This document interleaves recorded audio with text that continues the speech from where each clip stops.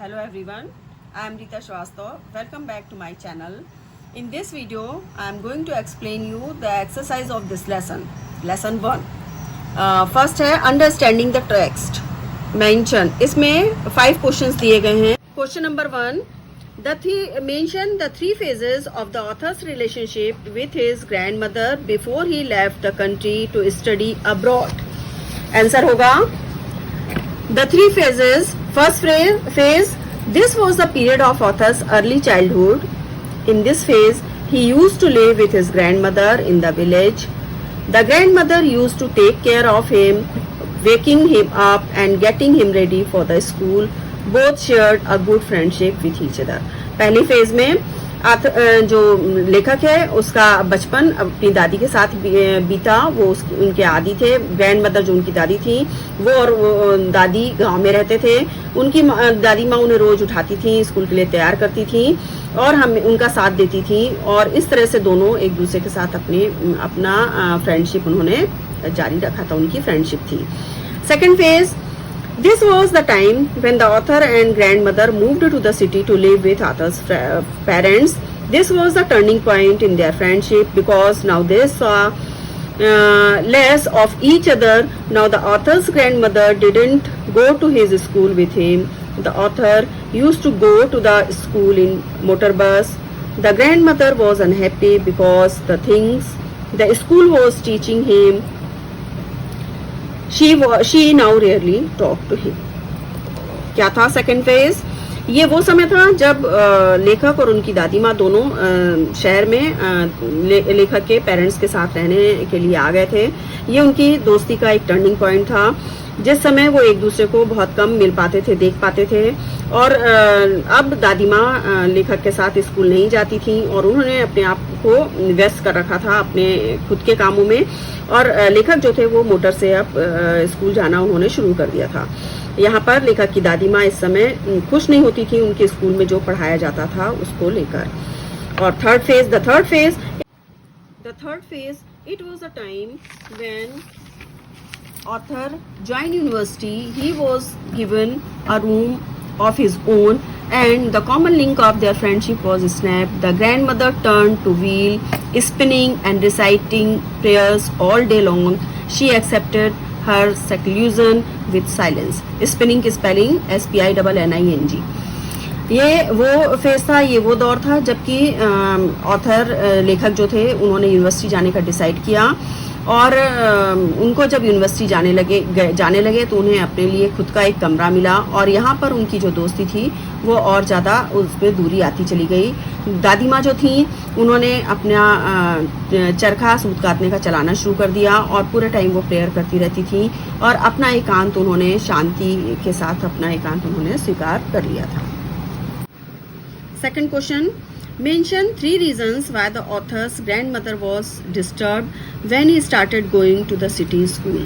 हमको ये रीज़न बताने हैं कि क्यों डिस्टर्ब हो गई थी जब ऑथर ने शहर के स्कूल में जाना शुरू किया. 3 रीजंस हैं. The grandmother was disturbed when she found there was no teaching of God and scripture. जब उन्होंने ये देखा कि स्कूल में भगवान और धर्म ग्रंथों के बारे में कुछ भी नहीं बताया जाता. She could not help him with his lessons in English and science. और जबकि वो लेखक की पढ़ाई में उनकी इंग्लिश और साइंस में कोई मदद नहीं कर पाती थी. और तीसरा reason, she was unhappy with the ideas of music lessons as she considered music suitable only for people with low dignity. और इस बात से भी वो नाराज थी, वो खुश नहीं होती थी कि म्यूजिक का लेसन पढ़ाया जाने वाला है जो वो समझती थी कि वो जो लोग थोड़े नीचे तबके के होते हैं उनके लिए उचित होता है. Question number 3, mention the 3 ways in which the author's grandmother spent her days after he grew up. हमको ये बताना है कि जब लेखक की दादी माँ ने उनके बड़े होने के बाद अपने दिन कैसे गुजारे. 3 ways in which the author's grandmother spent her days ये थे by spinning wheel, reciting prayers and feeding the sparrows. 3 उनके काम थे वो जो जिस तरह से अपना समय गुजारती थी वो था चरखा चलाना, प्रेयर प्रार्थना करना और चिड़ियों को दाना डालना. Question number 4, the odd ways in which the author's grandmother behaved just before she died. हमें ये मेंशन करना है कि वो क्या विचित्र व्यवहार था जो दादी माँ ने मरने के पहले किया था या मरने के पहले जो वो कर रही थी. आंसर है she told the family members that her and was near. उन्होंने अपने फैमिली मेंबर्स से कहा कि उनका अंत निकट है. She told everyone that as she had omitted to pray in the last phase of her life, so she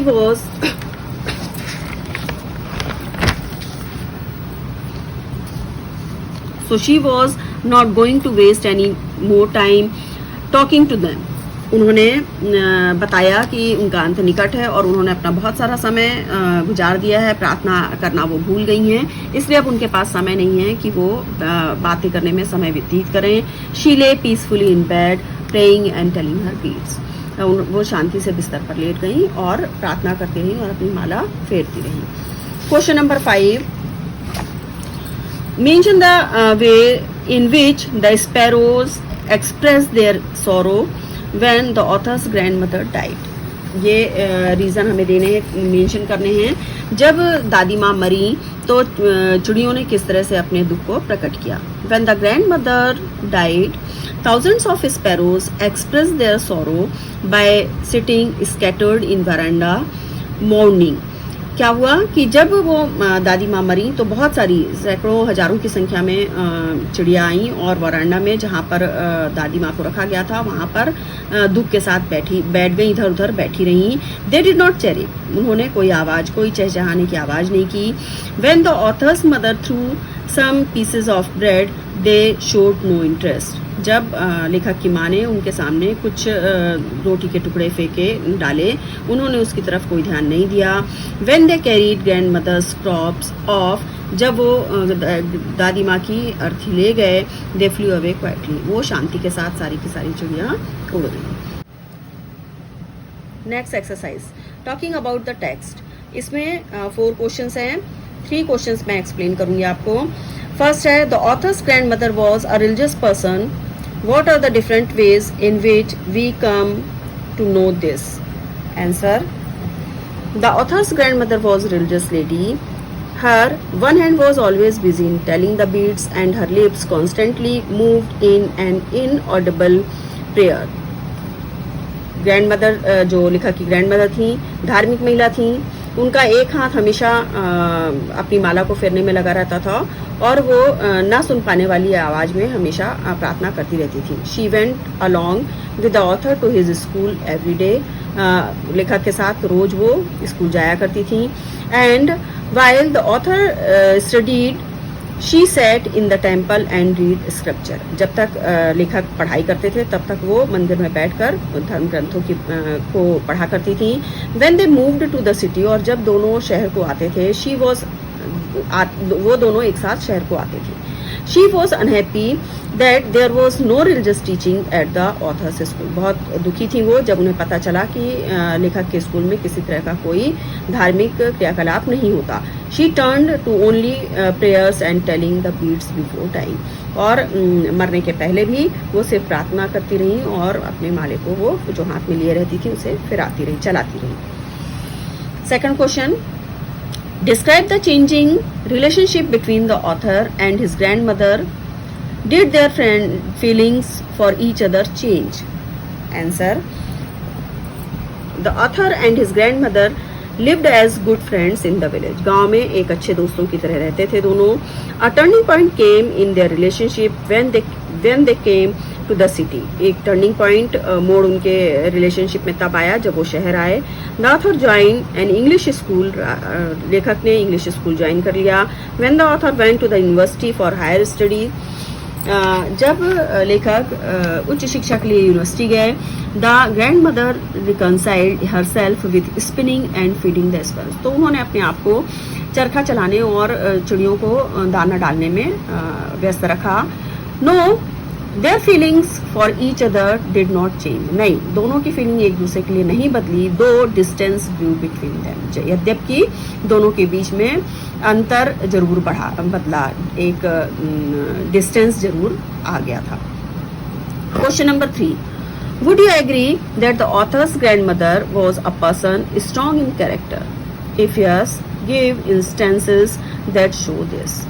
क्या आप सहमत हैं कि लेखक की जो ग्रैंड मदर थी एक स्ट्रॉन्ग कैरेक्टर की थी? अगर ऐसा है, आप सहमत हैं, तो कुछ उनके बारे में उसमें बताएं. Yes, the author's grandmother was a person strong in character. हाँ, वो एक strong character की महिला थी. As she had her own thoughts about the learning in school. क्यों? क्योंकि उनके अपने विचार हुआ करते थे स्कूल में पढ़ाई को लेकर. In seclusion, she took to spinning and feeding sparrows. She did not show any emotion when the author decided to go abroad for higher studies.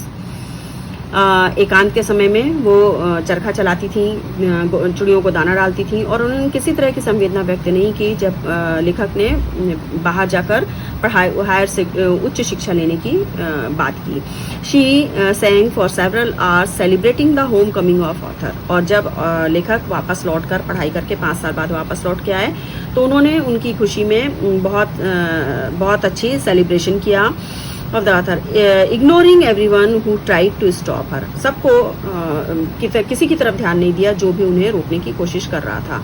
In the last few hours before death, मरने के कुछ समय पहले, कुछ घंटों पहले, she stopped talking to her family. उन्होंने बात करना अपने परिवार से बंद कर दिया था. And took to only reciting prayers and telling the beads. और सिर्फ prayers प्रार्थना कर रही थी और माला फेर रही थी. Thank you for watching.